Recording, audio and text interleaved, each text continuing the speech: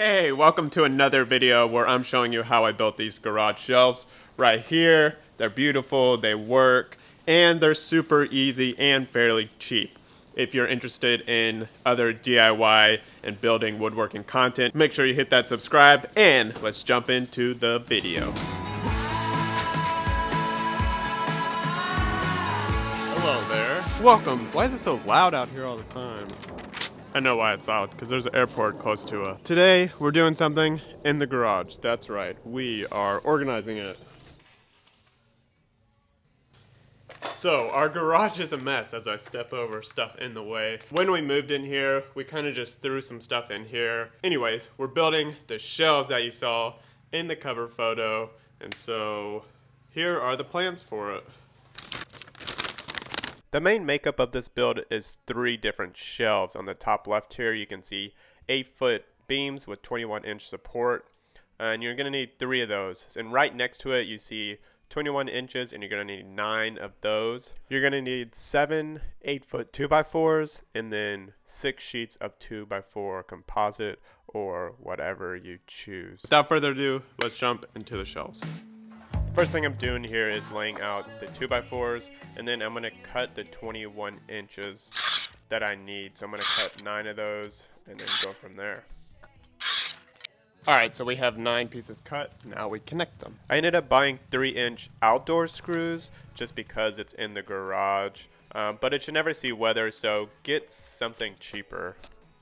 I am just going to use a butt joint for connecting these, and that's just where you put the ends together and do nothing special and screw it straight in. And then to connect the crossbeam in the middle where the plywood pieces would sit, I just used angled screws, and that worked perfectly fine.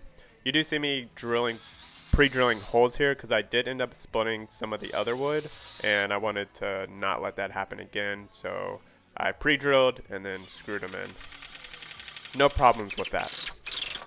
Alrighty, now we gotta move some stuff so we can get back to where we're putting the shelves and then get these bad boys up.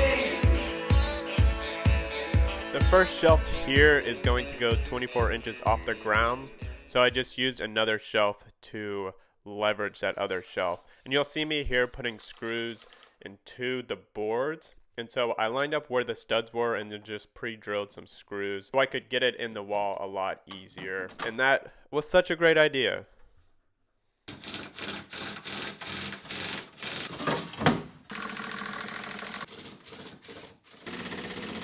On the corner piece here, I am using a level to make sure that it is flat, and then I screw it in the wall. And then I'm going to take my tape measure and measure the distance that I want my next shelves to go. I ended up deciding to put the top shelf up before the middle shelf because it would have been even more awkward to get the top shelf up if I had it done the middle shelf after.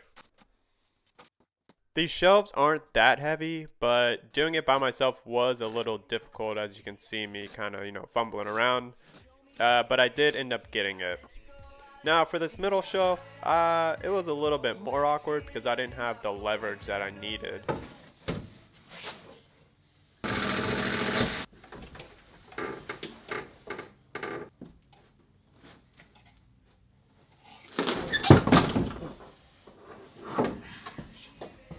Yeah, so if you are doing this by yourself, make sure you get your screws into a stud and just be careful. It never hurts to wait for someone to help you or even hire someone to help. And with that, we move on to putting the brace on the far right. And I started with the bottom and made sure the shelf was level, and then continued that for the second and the third shelves.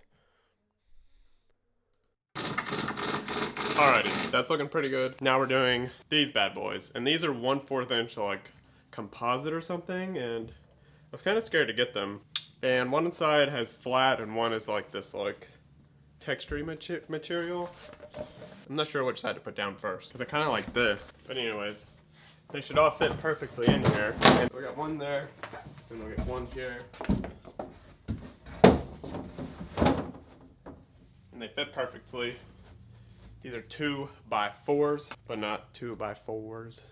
Here I'm using 6 1-inch screws for each panel.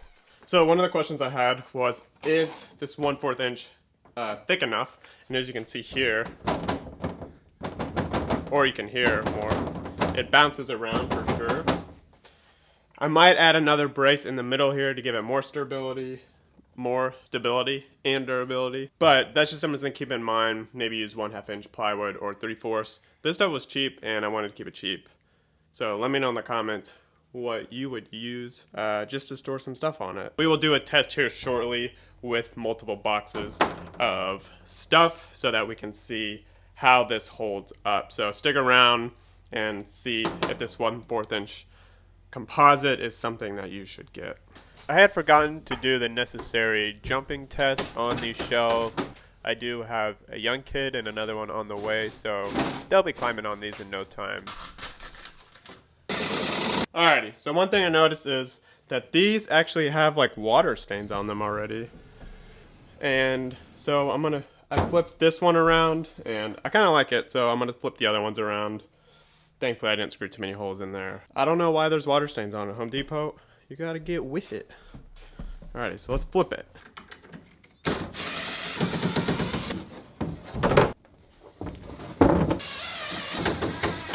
After all those are finished, I start cleaning the garage. Well, a few hours after I take my break. Need to clean it all up, but just a special note, if you enjoy DIY home renovation, make sure you hit that subscribe button, and let's jump into the final product.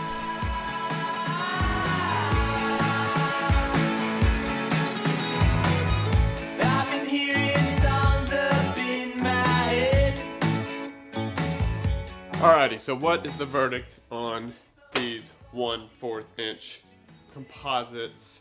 Does it hold the weight enough? Well, this right here, this here is like, that's like 50 pounds, and it's holding up perfectly fine. If you look in the back here, there's one screw back here, and then the ones on the corners, and nothing's ripping, nothing's moving. And even underneath looks perfectly fine. And so I think that's good. I think the 1/4 inch is not the sturdiest. Some people will definitely want thicker stuff, especially if you're putting 4 or 5 of those on there. But I have 3 of them on the bottom here. Not all that heavy. 2 on the top, whatever. And it's sturdy. It holds in the wall good. The 2x4s hold up well. So the build is sturdy, but if you do want even sturdier, I suggest getting that 1/2 inch plywood or 1/2 inch composite, something like that. I also only have one leg over here because this is screwed into a stud on this side. If you want it to be even sturdier, just in case, you could put one right in the middle here, or you could even put one over there by the wall, which would be a little bit redundant, but definitely in the middle would be beneficial. This is a good project to do in a few hours with some simple wood. I ended up spending about $200, I think. For the wood, for the composite, and for the containers. The containers were the most expensive. I don't know if you can tell, but the rest of the garage is not picked up. I still need to get a few more containers to finish this thing up, and then maybe I can do a full makeover in another video. So if you're interested in that, subscribe, or if you want to watch any of my other videos, I'll link to here.